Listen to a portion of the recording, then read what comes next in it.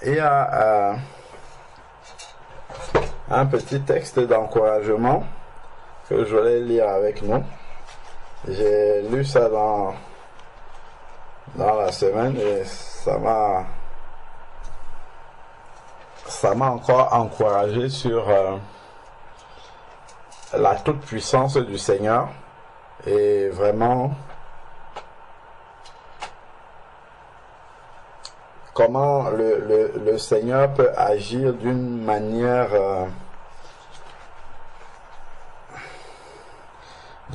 qu'on ne peut même pas attendre. Prenons dans Esdras chapitre 1.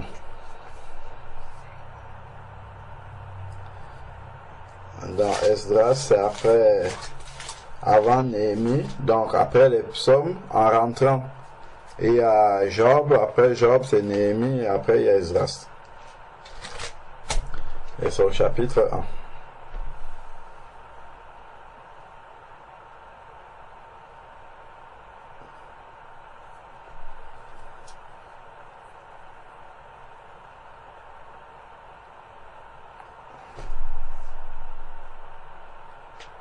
Dans Esdras chapitre 1, la première année de Cyrus, roi de Perse,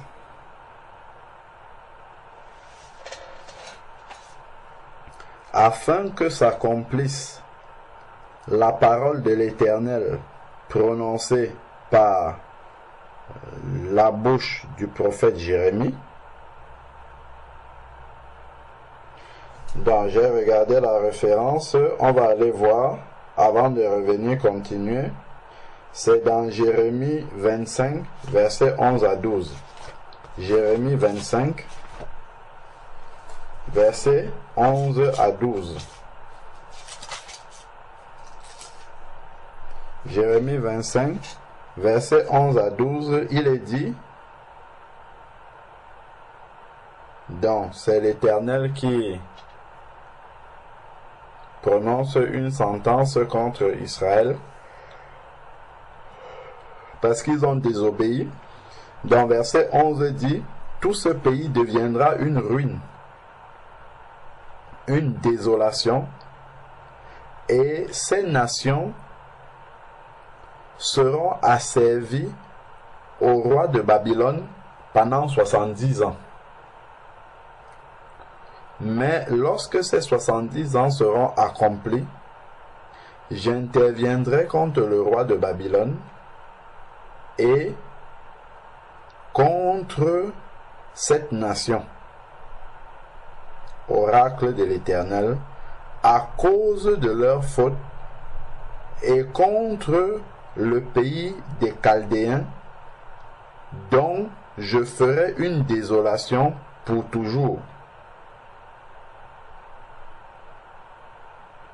Je ferai venir contre ce pays toutes les prédictions que j'ai prononcées sur lui, tout ce qui est écrit dans ce livre et ce que Jérémie a prophétisé contre toutes les nations.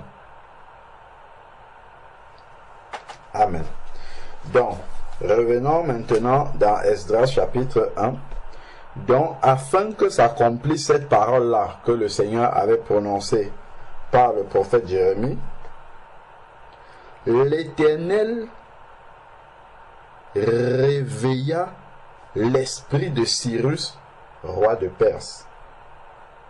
L'Éternel réveilla l'esprit de Cyrus, roi de Perse, qui fit faire de vive voix et par écrit cette publication dans tout son royaume.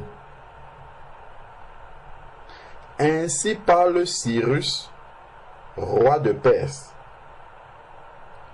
L'Éternel, le Dieu des cieux, m'a donné tous les royaumes de la terre. Et il m'a chargé de lui bâtir une maison à Jérusalem, qui est en Juda. C'est extraordinaire quand même ça. Cyrus est un roi païen et le Seigneur va réveiller son esprit pour accomplir son œuvre. C'est extraordinaire en fait. La manière dont le Seigneur est capable d'agir. On aurait pu imaginer un scénario un peu comme Moïse va délivrer les enfants d'Israël en Égypte, donc Dieu va utiliser un canal qui est israélite, donc un enfant de Dieu, pour aller parler à Pharaon, afin que Pharaon qui est païen, pour que Pharaon laisse accomplir la volonté de Dieu. Mais ici, Dieu n'utilise pas du tout son enfant, il passe par un païen, il réveille l'esprit du païen pour que le païen accomplisse sa volonté. Et le païen, le roi païen, promulgue une loi dans tout son royaume et reconnaît déjà Dieu comme étant le Dieu des cieux, donc étant le véritable Dieu. Pourtant lui il est païen. Et Dieu lui donne un ordre d'aller à... C'est un peu comme si on nous disait que, je sais pas moi, ici en France, Emmanuel Macron nous dit que bon ben voilà, le Dieu des cieux m'a ordonné de faire telle chose en son nom. C'est extraordinaire quand même. C'est des personnes qui ne traitent pas avec Dieu, mais Dieu est allé réveiller son esprit pour qu'il aille lui bâtir une maison à Jérusalem. Et nous savons qu'aujourd'hui, le temple, c'est désormais le temple du Saint-Esprit que nous sommes.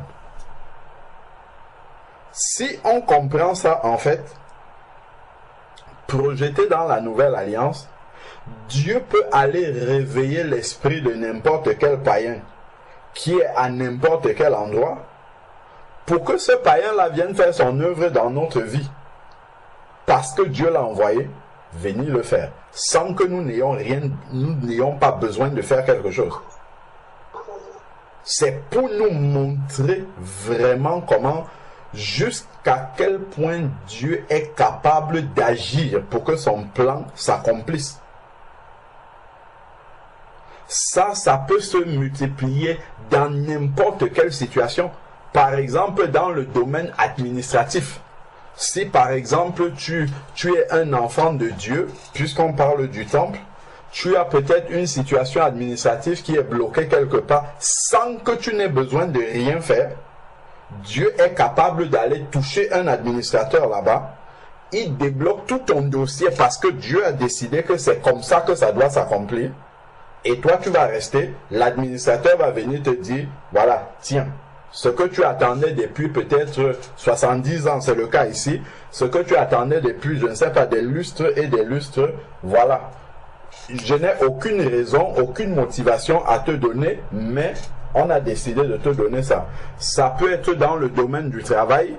Tu peux rester, tu as déposé, peut-être tu n'as même pas déposé de CV quelque part. Un jour comme ça, on t'appelle, on te dit, c'est toi qu'on veut. Parce que Dieu a décidé d'accomplir son plan dans ta vie sans que tu n'aies besoin de demander du travail. Tu n'as rien demandé, tu n'as rien fait. Mais Dieu a décidé de t'envoyer quelque part pour faire son travail. Le patron, l'employeur païen va, je ne sais pas quoi, peut-être il va même seulement prendre l'annuaire comme ça et puis il va tomber sur ton nom et dire c'est celui-ci que je vais appeler pour le prendre.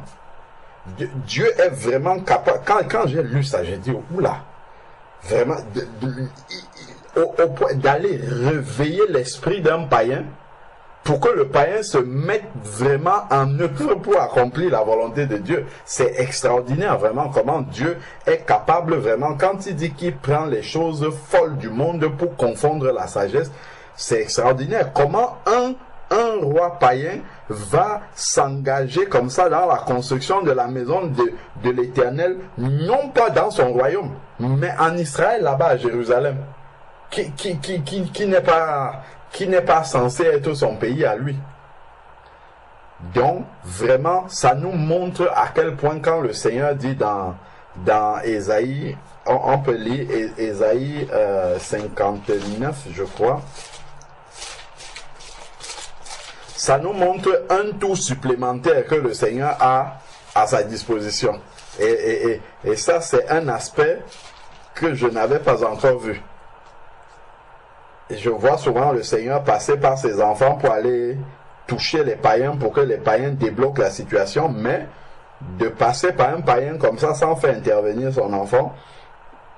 Ésaïe 59, verset 1, il dit « Non, la main de l'Éternel n'est pas trop courte pour sauver, ni son oreille trop dure pour entendre. » Donc la main de l'Éternel n'est pas trop courte. Donc, quel que soit l'endroit où il faut que l'Éternel étende sa main pour arriver, le Seigneur peut le faire. Il est arrivé, par exemple, qu'un enfant de Dieu soit dans une situation, je ne sais pas, déterminée, peut-être administrativement, quelque chose comme ça, et Dieu fait promulguer une loi. Le gouvernement, ils ne savent pas pourquoi ils ont promulgué cette loi-là. Ils font promulguer une loi. L'enfant de Dieu passe au travers je sais pas moi, au travers de cette loi-là, accède au bienfait que Dieu veut faire dans sa vie, et après peut-être la loi va sauter.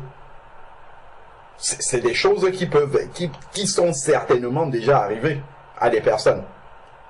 Simplement parce qu'il y a un enfant de Dieu dans la vie duquel le Seigneur veut accomplir une partie de son plan.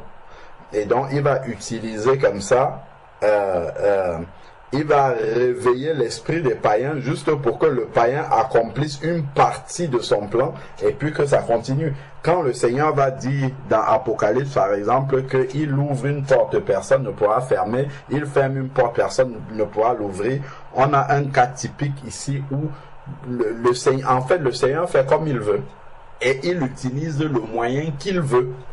Parce que des fois, on a notre façon de voir la manière dont le Seigneur doit intervenir dans les situations, des manières de voir qui sont bien formatées, et on pense que Dieu est obligé d'entrer dans ces moules-là. Pourtant, Dieu a 1001 façons de débloquer une situation. Il peut débloquer une situation sans passer par nous du tout. La solution peut venir d'un endroit qu'on n'a jamais envisagé que ça pouvait être comme ça que le Seigneur débloque les situations. Donc, voilà le projet maintenant que le roi Cyrus a. Verset 2. Donc, voilà la publication qu'il a faite. Ainsi parle Cyrus, roi de Perse. Bon, non, ça on a lu déjà, verset 3, autant pour moi.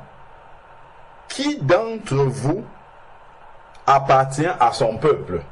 Ça, c'est Cyrus qui demande ça. Qui d'entre vous appartient à son peuple? Que son Dieu soit avec lui. Et qu'il monte à Jérusalem, qui se trouve en Juda, et bâtisse la maison de l'Éternel, le Dieu d'Israël. Ce n'est même pas le sien. C'est le païen maintenant, le roi païen, qui va motiver les Israélites pour aller construire la maison au Seigneur. C'est vraiment un plan à l'envers en fait. Ouais. Les Israélites qui devaient être là à négocier pour que le roi les laisse partir, mais c'est le roi qui vient les motiver en disant vraiment, qui appartient à Dieu là parmi vous, allez-y construire la maison à Jérusalem, en Juda là-bas. Extraordinaire, ce plan de l'Éternel là. Alors, ensuite, maintenant, il dit, verset 4, de tous les endroits où séjournent tous ceux qui restent du peuple, les gens de l'endroit les muniront d'argent, d'or, de biens et de bétail avec des offrandes volontaires pour la maison du Dieu qui est à Jérusalem. C'est fort ça quand même. C'est-à-dire que le roi demande partout dans son royaume où il y a des Juifs qui habitent là, il demande aux autres populations de faire des présents, des cadeaux aux Juifs, en leur donnant de l'or, de l'argent, pour qu'ils aillent bâtir la maison de l'Éternel à Jérusalem avec. C'est-à-dire que des Perses, il demande aux Perses de son royaume de donner leur or, leur argent aux Juifs, pour que les Juifs aillent construire le temple de l'Éternel à Jérusalem avec ça. C'est extraordinaire quand même. C'est un peu comme si, je sais pas moi, le président des États-Unis ou bien de la France, il se lève et puis il dit, je sais pas moi, à d'autres employés, ok, désormais lorsque, je sais pas, le président Donald Trump, il dit, bon, allez, désormais, telle entreprise, lorsque chaque salarié prend son salaire, dans son salaire, il enlève par exemple 50%, il donne à un chrétien qui est dans ses environs. Imaginons un peu une telle loi. C'est extraordinaire. Et ça, on ne peut pas expliquer ça. Et il n'y a que Dieu qui est capable de faire une telle chose. C'est fort, hein? C'est-à-dire que, par exemple, si Dieu veut accomplir son plan, par exemple, il veut t'envoyer faire quelque chose, je sais pas, tu dois faire un travail pour le Seigneur, ou bien il veut exaucer une prière que tu lui as demandé, par exemple, tu as par exemple besoin, je sais pas moi, d'argent pour faire quelque chose pour la gloire de Dieu, et tu ne l'as pas. Dieu est capable de toucher ton employeur, sans que tu n'aies rien demandé, sans que tu n'aies rien mérité, sans que rien du tout, on t'octroie une prime que tu n'attendais pas pour rien. Dieu est capable de faire ça. Et puis tu vas aller faire le travail du Seigneur, comme ça. Ce sont vraiment des facettes du Seigneur qui doivent nous amener vraiment à compter sur le Seigneur, à s'abandonner complètement au Seigneur et de dire, quelle que soit la situation qui est devant moi, quelle que soit la montagne qui est devant moi, quel que soit le problème qui est devant moi, si cela participe au plan de Dieu dans ma vie, le Seigneur est capable de débloquer la situation par les moyens les plus insolites selon l'intelligence humaine, en fait. La solution est capable de venir des personnes ou des institutions dont on ne pourrait jamais s'attendre à ce que ce soit eux qui viennent nous. Par exemple, le trésor public, les impôts, c'est toujours à eux que nous on doit donner de l'argent. Imagine un peu, Dieu décide, le trésor public t'envoie un chèque de je ne sais pas combien de centaines de milliers d'euros parce que tu dois aller faire un travail pour le Seigneur. C'est des choses que Dieu est capable de faire. Et ça, c'est un ordre qui vient carrément du chef de l'État, là-bas au-dessus, du roi. C'est là où, quand nous voyons dans Romains chapitre 13, où la Bible nous dit que toute autorité vient de Dieu, on voit dans ce texte-ci, cela nous montre vraiment que ces autorités sont au service du Seigneur. Si le Seigneur veut intervenir pour incliner le cœur des rois, je crois qu'il y a un proverbe qui dit que le cœur des rois est dans la main du Seigneur. Si le Seigneur veut faire passer sa volonté, ben il le fait. Là, on a un exemple. Le Seigneur veut faire bâtir sa maison. Il aurait pu choisir Esdras et Néhémie, un peu comme Moïse, et leur dire, bon, vous allez voir Cyrus, et puis vous lui dites qu'il faut qu'on aille à Jérusalem pour construire. Non. Il réveille directement le roi, et le roi entreprend de faire le nécessaire pour qu'il ne manque rien pour aller rebâtir la maison de l'Éternel. Verset 5.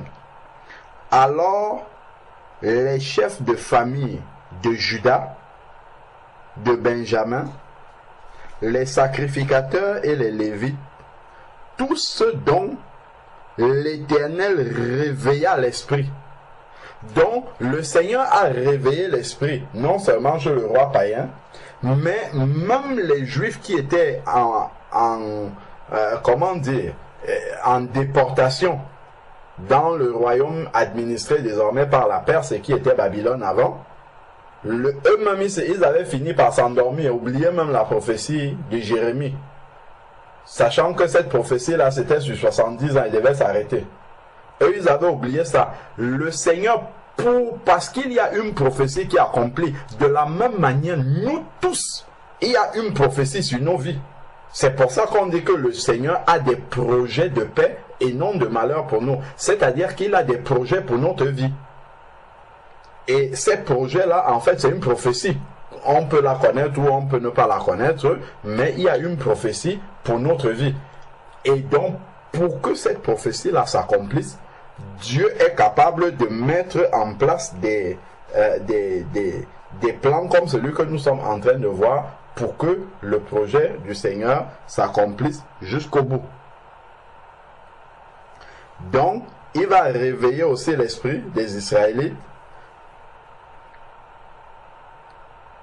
Tout ce dont Dieu réveilla l'esprit se levait pour monter au pays et bâtir la maison de l'Éternel qui est à Jérusalem. Donc, une fois que le Seigneur a réveillé leur esprit, ils se sont levés et il n'y a même plus de permission à demander au roi pour aller le faire. Ils ont immédiatement l'aval du... C'est même le roi qui les a motivés à partir. Donc ensuite, maintenant, tous ceux qui les entouraient leur apportaient une aide. Donc, les autochtones du pays de Perse, là où ils étaient en déportation esclave. Imaginez-vous un peu que vous êtes esclave et c'est votre maître maintenant qui vient vous faire des présents en vous disant bon, vas-y, fais ce que tu as allé faire dans ton pays là-bas et puis voilà. C'est extraordinaire quand même ça, la manière dont le Seigneur agit là. Tous ceux qui les entouraient leur apportaient leur aide sous forme d'objets d'argent, d'or, de biens, de bétail et de largesse, outre toutes les offrandes volontaires.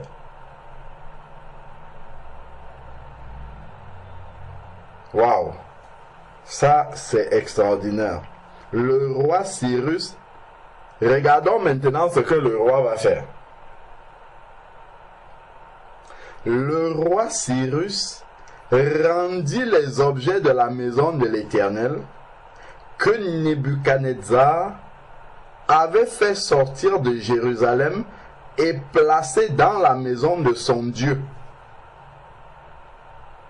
Nebuchadnezzar, quand il est allé annexer Jérusalem, il a récupéré les objets qui étaient dans le temple, il a ramené dans son royaume et il a mis ça dans la maison de son Dieu païen. Et Cyrus va sortir ça de cette maison-là et il va dire aux Juifs, voici les objets de la maison de l'Éternel, allez mettre ça là-bas à Jérusalem. Ça, c'est puissant quand même. Extraordinaire. Cyrus, roi de Perse, les fit sortir par Mithridate, le trésorier, qui en fit le compte pour Shelbatsar, le prince de Juda. Et voici le nombre: 30 bassins d'or, 1000 bassins d'argent, 29 couteaux. Est-ce que le roi Cyrus n'avait pas besoin de ces objets-là pour davantage avoir une richesse plus importante et que l'on dise combien son royaume est florissant et riche? Mais il s'est séparé de tout ça pour accomplir la volonté de Dieu.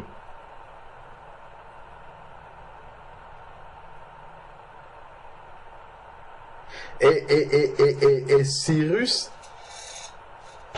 quand nous regardons l'étendue de son royaume, ce n'était pas comme les présidents qui sont présidents d'un pays seulement. Le royaume sur lequel il règne, c'est plusieurs provinces. Hein. C'est énorme. C'est des continents, en fait, aujourd'hui.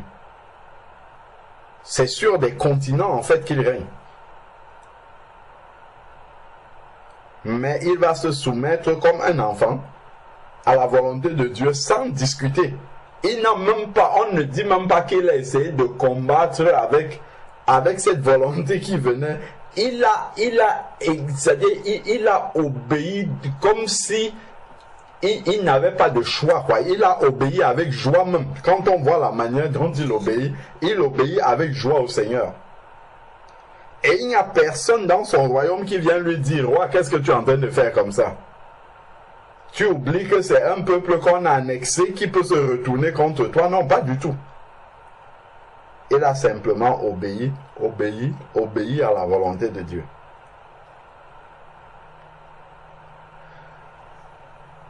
Alors, donc, Shalmaneser fit monter le tout au pays en même temps que montaient les déportés de Babylone à Jérusalem. Donc, c'était vraiment un sujet d'encouragement quand j'ai lu ça. Et cela m'a encore vraiment encouragé dans la toute-puissance du Seigneur et de savoir vraiment que quelles que soient les situations dans lesquelles on peut se trouver, quelles que soient les circonstances que ça soit les situations politiques des pays, économiques, les situations sociales, tout, Dieu, il peut faire ce qu'il veut, quand il veut, comme il veut.